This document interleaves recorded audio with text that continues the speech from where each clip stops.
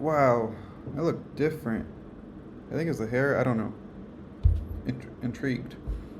I do got to get my beard done, but I have no cash. So like that's the biggest pain point of being here.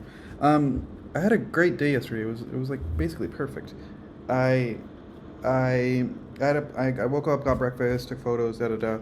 The plan was to go to Recoleta Cemetery, which is like this very popular cemetery where a lot of tourists go and stuff like that. But like usually when I travel, I'm like, okay, can I find something that is not touristic, something I don't have to pay for, but it's the same kind of experience, or maybe potentially even better. And then I ended up finding another one, which was Chacarita, and it was incredible. Like this whole time in Buenos Aires, I was looking for this one thing that's like, I don't know, something I can take home, remember, and like like reflect on kind of positively, like something that's unique to Buenos Aires. But I was just struggling to find it. Everything just feels so European here. It's just like I think the more I think about it, like the city reminds me a lot of, I guess, Toronto. It's just like it's massive, it's spread out, but it's also trying to be something, but like something that's truly not. I guess I don't know.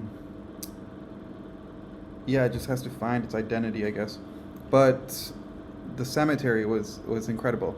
First off, I guess I had no affliction to go to cemeteries before until earlier this year. I went with a friend, and I'm like, wait, they're not that bad. Like they are depressing and stuff like that, but no. And then I went to the one in Porto Natales because it looked gorgeous, and I was like amazed by it. And then I went to the one here in Chacarita because one, there's a lot of people going to the one in Recoleta, but I guess I don't know. I was intrigued. Okay, like so I learned a lot. One, the cemetery is split up into I guess like four different things, where it's like defined by class. Like if you're really wealthy or like an important person, you have a mausoleum, so like this massive structure where people can go in and pray or say their respects or whatever. They're like mini churches, but like for one particular person, maybe two. I saw like, what do they call it, coffins inside them, and it's a little bit sad because you can tell the place is not well maintained because some of them have been broken into. Like you could literally walk in, you could jump down if you want. You can see the coffins and stuff like that, which sucks. It was not as colorful as Porto Natales, but still very beautiful.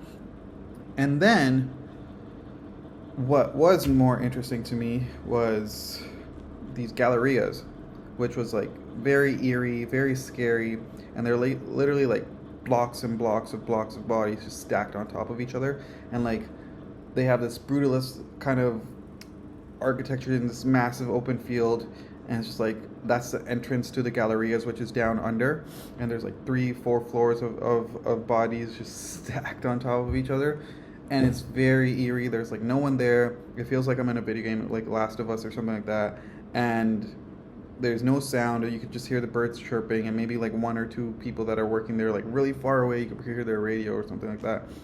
But and then you also have these like little ladders, some of them are mostly broken, to like climb up to the place and whatnot, and like just flowers and everything. I don't know, it was super cool.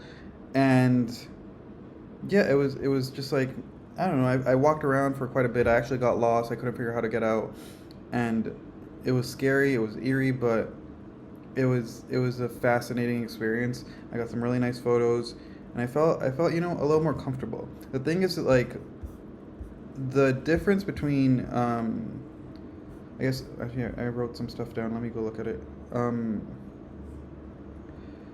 Yeah, so like one, this is very European influenced, but the difference from compared to back home, it's like it's not as like simple. Like when like you want to honor whoever passed away and keep their memory alive and stuff like that. Whereas at home, it's just like, okay, they passed away, you focus on the individual grave and stuff like that. Where here, it's more like, okay, we keep the family heritage alive, and you actually remember them publicly. And that's why it's so, like, I don't know, it was spectacular. I don't know how to describe it. But yeah, their view towards death is significantly different here than it is back home. And I thought it's pretty cool. And you could tell it's definitely very European influenced and stuff like that. Anyways, after you finish the gallerias, I mean, you don't finish. There's like so much of them. Like I had to leave. I started getting too scared, feeling uncomfortable, and also I'm like a mosquito magnet, so like I was getting bites, and also dengue is a thing here. So I don't know. I got out. Like I have bites all over me, and like it's ridiculous. But whatever. And then there's another section, which is like I guess like normal graveyards. There's just like crosses. Like it goes on for like miles, so whatever you want to call it. It goes on for a long time, and I just kept walking around them, and some of them were pretty. Like you could see exposed bones and stuff like that, so you could say the family like, you know, they couldn't maintain it anymore and stuff like that. Also in the gallerias, you could definitely smell the dead bodies, which is interesting. Like some places the lights don't work. It was cool. I loved it. Anyways, and like I was really happy. And then yeah, outside, super interesting, just very different. There's not like these mega tombstones and stuff like that. It's just like the bodies are buried, and the ones that are unmaintained, you could definitely see exposed bones. And then again, there's like more walls of like, I guess, I don't know what they're called. I guess gallerias, all around, surrounded the entire cemetery. Looks really cool, completely free. Would highly recommend. Made me very happy. And then after, went to go see a friend, just hung out. I was supposed to go to the Rosedale Garden, did not, which is fine. And then at night, like, look, man, look, Argentinian food is predominantly focused on the meat. Okay, I know I talked about food a lot in these videos, but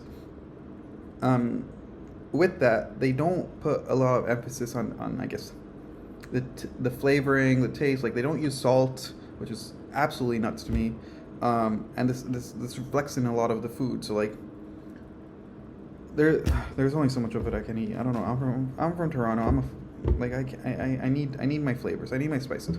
So I found a Mexican place, and oh my god, it was literally incredible. It was one best horchata I've had in my life. I was shocked. It was like so creamy, so rich. It wasn't like watered down and stuff like that. And then also the food just hit the spot. It felt so good. I was so happy. And then lastly, to end the night, I took a moto taxi back to my place. And the guy's like, yo, like, I don't know what he said specifically, but he's like, you want me to go rapido? And I'm like, I mean, yeah, claro que sí, go ahead. I love it. It's really fun. It's just like, yeah, you risk your life to save like $2. But he just gunned it. He was probably going like 20, lane splitting and everything. It's so much fun. I love it. And then yeah, in my night, I got home at like 12, and that's 2 days in a row, and zero FOMO. I don't really care. Like, I feel great. Like, I feel well rested. I take long to get ready, so that's why it's 2 o'clock. And also, if you wake up at 8 a.m. or even 10 a.m. here and walk around in Argentina or Buenos Aires or literally any Spanish-speaking country, there's no one outside. Like, they don't start their day until much, much later. Like, you look like a psychopath if you're outside at 8 a.m. Unless you came from a night of partying. Like, literally, it's nuts. My issue is, like, I wake up early regardless of what time I sleep. So, yeah. Wow, I feel like I talked about it a lot in 9 minutes. And I still have more to go. Like, I have a lot more to say. But anyways, I had a great day. The cemetery was really cool. I was very, very happy about it. I love my photos. I'm very obsessed with them. And also the history of it was really cool. Like, the whole thing was built because of the yellow fever epidemic back in the 1800s and stuff like that. And yeah, it's really cool.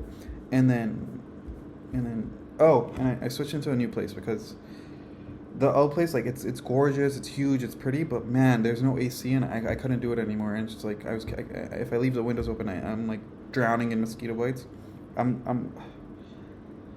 Yeah, remember, I think we went to Kenya or India, and like my mom was freaking out, like thinking I would get malaria or something like that, because, girl, I am a mosquito magnet. Like, it doesn't matter what I do. It's just they whew, I don't know. Anyways, what else? I think that's all. I feel like I said so much so quickly.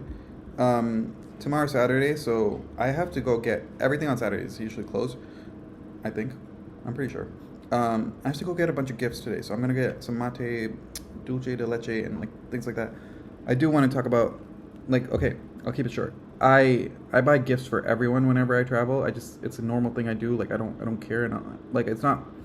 I would not get rarely. Sometimes I will get something for a specific person, but no, usually I'll get like a shit ton of gifts and then give it out to whoever and whatnot. And I love doing that. I think everyone should do that. But yeah, sorry. Looking at my notes, if there's anything else, there is a bunch of more places I wanted to go to eat, but it's fine. And yeah, 2 more nights, and then I'm on a plane back home. Back home. I don't know how I feel about it, but I'm gonna miss this weather for sure. Okay, ciao. Hasta luego. What else? I gotta get more phrases. Oh, and then, sorry, the 2 things. One is like sometimes I'm so tired, it's like, bro, I don't want to speak Spanish because it does take a lot of brain power. And then 2, it's like someone asked me for directions in Spanish, and I answered it perfectly, no hesitation, quickly. I was very proud of myself. My accent's really bad. There's certain words I just can't say, but 2025, you know, I got it. I got ideas how to master this shit. Anyways, okay, ciao. Bye.